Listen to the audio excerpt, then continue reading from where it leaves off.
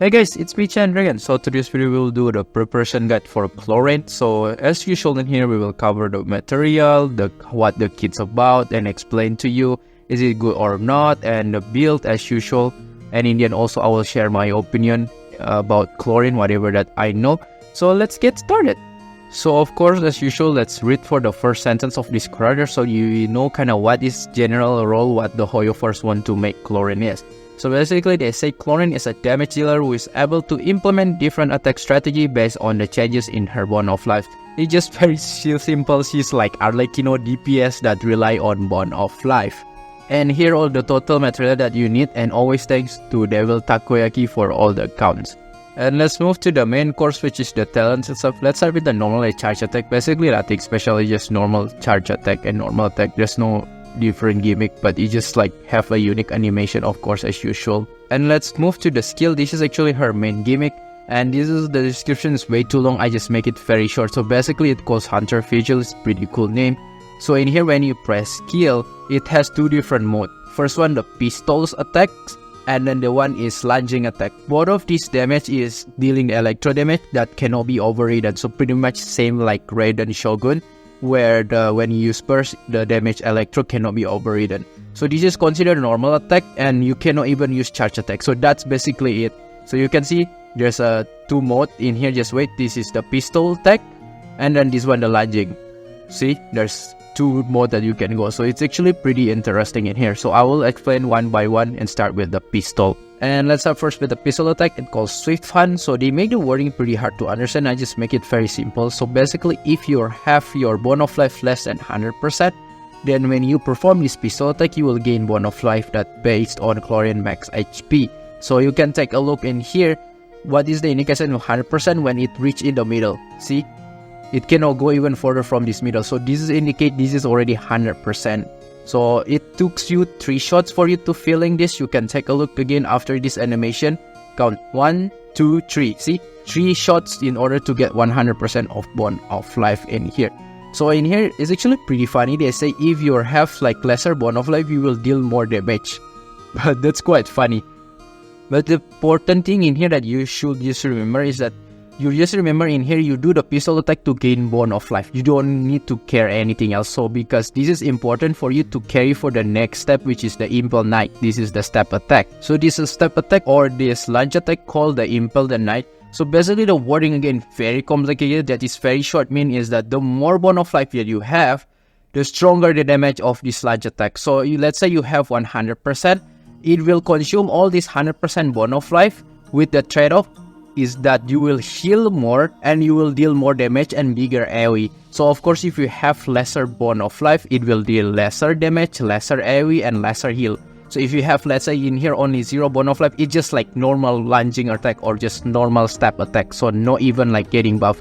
So in here when we want to do this step attack, we want to get the max which is at the 100%, or already I can say like this in the middle. This in the middle always indicate like it's already 100% of Bond of Life. And also they say in here that if you are in this skill state, you cannot getting healed by any other party. So Clorinde, in order for you to getting healed is just by only using this lunging attack, cannot getting healed by another character. But with the trade-off is that if you get healed from the other character, it will convert to Bond of Life. So that's actually quite good. So you can get Bond of Life from this pistol attack and also getting healed from the other party healing though. So that's pretty much good.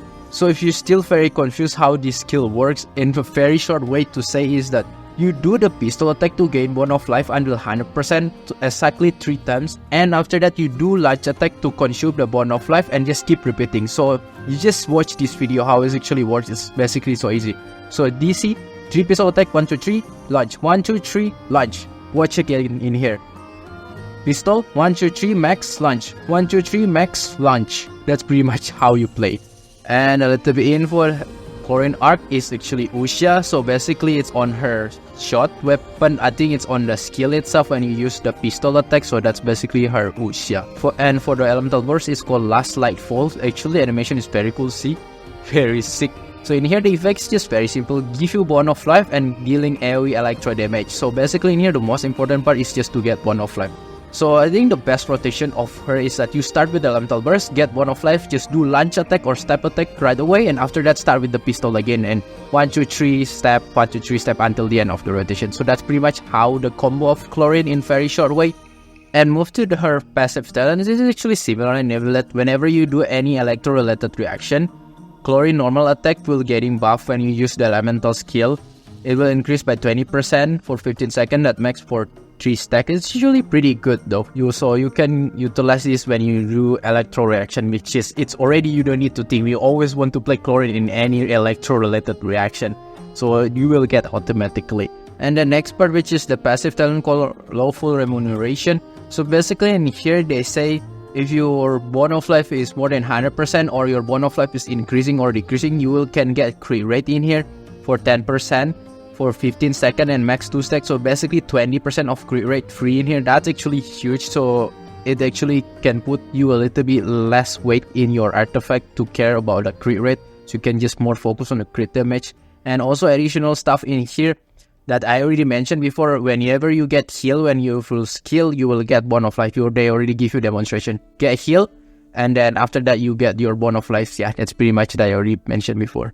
So yeah, that's everything about Clorinde. Everything Clorinde kit is actually pretty simple just in practice, although her explanation quite, like, you could say complicated. But all in all, it's just pretty simple. His looks of course very interesting because we utilize both pistol attack, which is gun, and of course the sword attack. I think this is one of the cards that finally we can feel we play both of the weapon, and I feel it's actually very unique, and her ultimate or burst actually just so cool, so fancy. I think, see, so nice. So if you ask me is Clorinde is good or not, I say again, it's also quite hard to say just judge from this video or this preview like this. You need to see the numbers. So of course I have to see from the data mine or at least from the beta itself. So if you don't want spoiler, then don't listen after this. But all in all, her number is actually just not bad at all. I know some people are saying weaker than Arlecchino and Neverlet, and it is actually true, but it doesn't mean she's bad. Actually, her level is still around like Navia, Laini, and Risley, which is still in the strong side, but it's not like until like very strong like Neverlet, Alatum stuff, something like that. And then just don't listen for those people that say she's worse than Keqing, she's worse than Cynodia level. Man, they don't even know how to see the number. They only see like, yeah, the number is lower than Arlecchino, that means this character is bad. People always overreact. Like, I don't know, I keep mentioning even from Navia, Laini, I keep saying that they actually pretty much like relatively good, and what, when released they always become actually good, right? It's not of course like until like meta broken, but at least pretty strong in the end. And yes, same with Clorinde. So I say again, people only overreact. All in all, she is of course not really that as strong as I say before, but at least it's still in the stronger side. And again, if you want more precise in Electro, she is more like Raiden Shogun C0, more or less something like that. Can be better, can be a little bit worse, but and again, Raiden C0 is pretty much not bad at all. As a character, I know right now it's not as good as before, but at least Raiden Z0 is still pretty much a quite solid unit for you to choose. And Clorinde is pretty much one of the characters too that actually still pretty much solid. And also in my opinion is that Clorinde is a little bit better even from Sinon and Keqing, because from her kit itself, it just like can work in both Aggravate and Hyper Bloom. It's because Sinon mostly only good in Hyper Bloom, Keqing mostly only good in Aggravate, Raiden was mostly also in Hyper Bloom. But Clorinde can play both, and both of them is actually relatively good, although her Aggravate a little bit better. So that's why I say she is actually the flexible Electro DPS finally.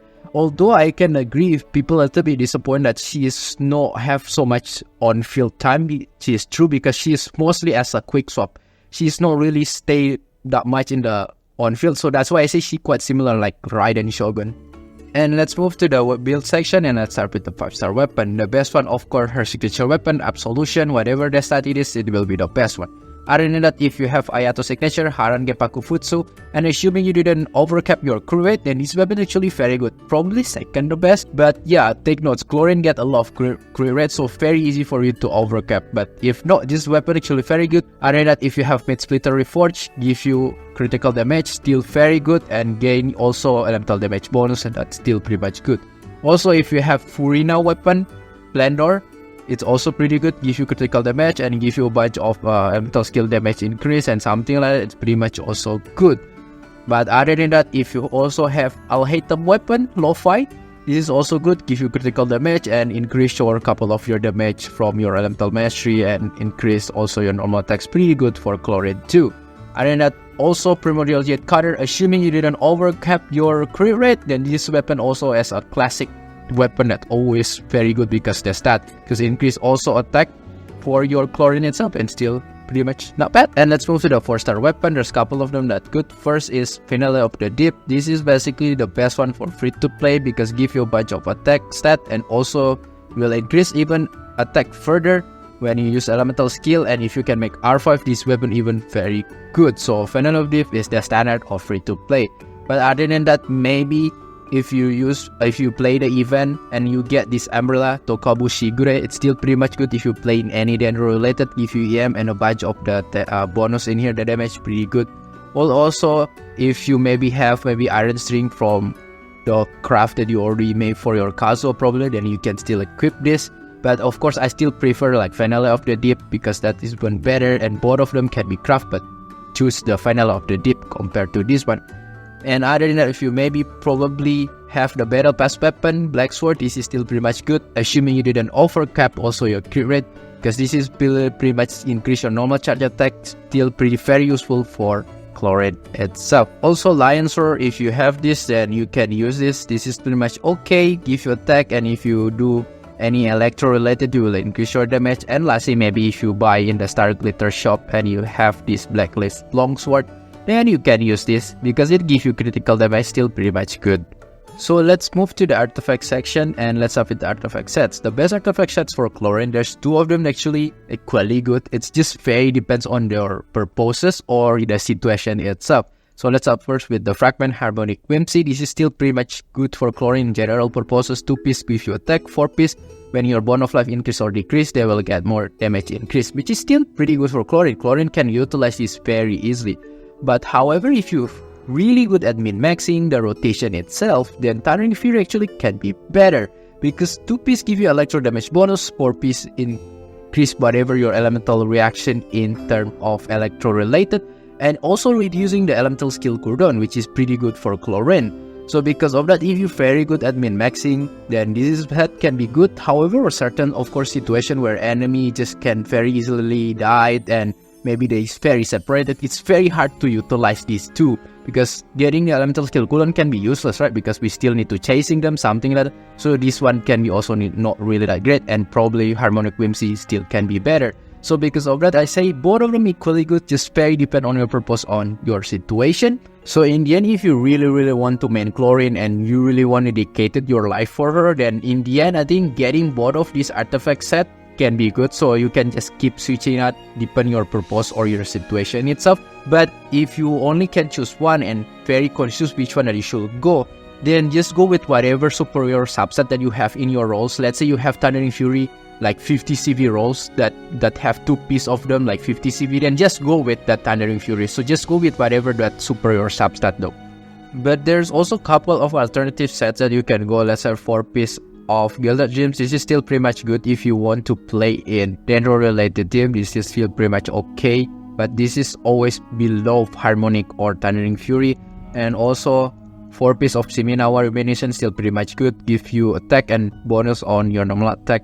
But take notes in here, it always consumes your energy, so you may be not able to burst consistently unless you have the right elemental burst. But in the end, this is still pretty much okay. But I don't know, if you really don't have any 4-piece, and you can just go with 2-piece, which is you can go with 2-piece any that attack related, EM related, or give you normal attack charge bonus, or even electro damage bonus. So let's say like Hunter set 2-piece still pretty good, Gilded Gems 2-piece still pretty good, or Shiminawa 2-piece still pretty good, Gladiator, and even Thundering Fury is still pretty much good. So any combination of those still pretty much good. And let's move to the artifact main set and let's start with the sense. So for the sense, there is either you can choose attack or EM. So both of them can be good. It just very depend on what type of reaction that you want to go or what type of the weapon that you use.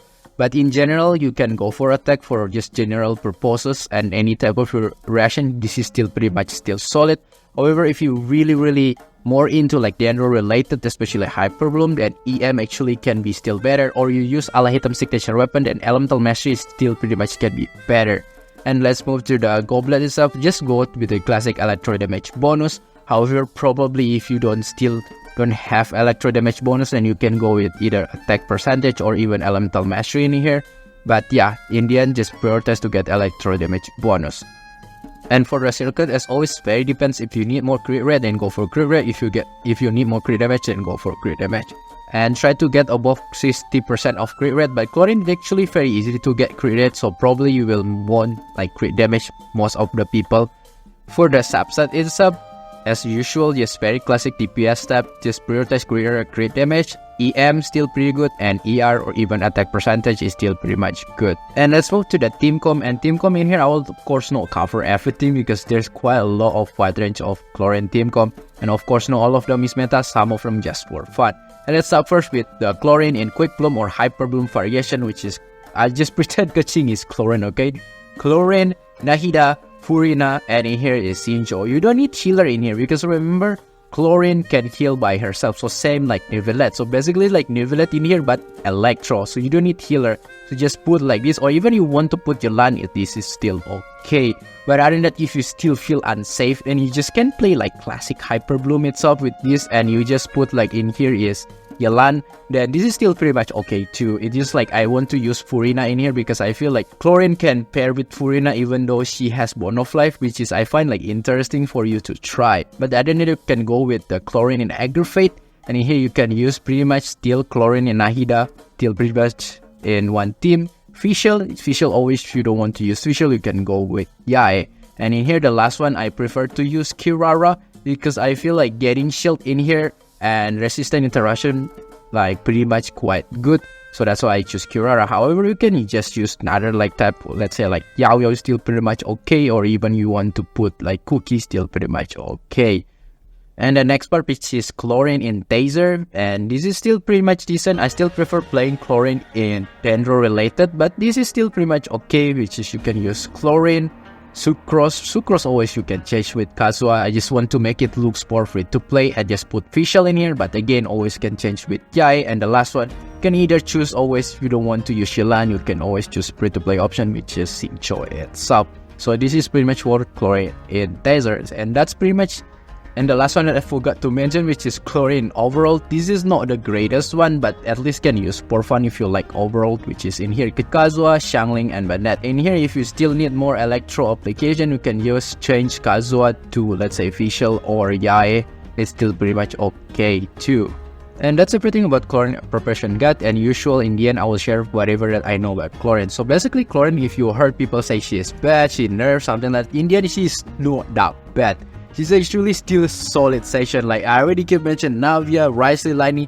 So if you find that those characters actually fun, yes, that's how fun actually Clorinde is. For me, those type character, Navia, Risley, Liney, they are still pretty much in a solid type character. It's just like they are not as strong as Arlecchino and Neuvillette. That's why people already keep saying that she is bad. Some people even say worse than Keqing Sino. No, she is not. At the worst, she is like around like Raiden Shogun that I can say. The only problem that I want to say about Clorinde is that whenever you use your skill and you want to do the launch attack, that one, sometimes it can get like kind of interrupted by certain enemies, so it kind of cringe. So because of that, yeah, that's one of the things that you should be careful, like getting interrupted. That's the thing that it can say quite annoying. Yeah, other than that, she's pretty much solid character, flexible, very unique, because you can play like basically gun and sword in the same time. Feel like very different type character. She attack very fast, and yeah, I'm looking forward for Clorinde.